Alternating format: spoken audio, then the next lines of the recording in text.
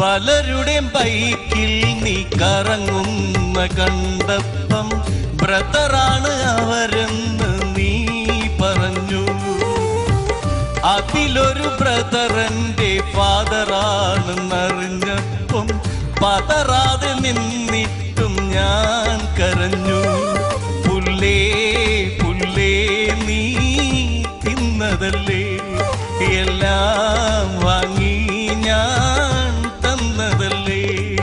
ഇനി രണ്ടെണ്ണം അടിക്കാതെ ഡെയിലി ഞാൻ ഉറങ്ങൂല, അതിനുള്ള യോഗം എനിക്കായി തന്നു നീ. സരളേ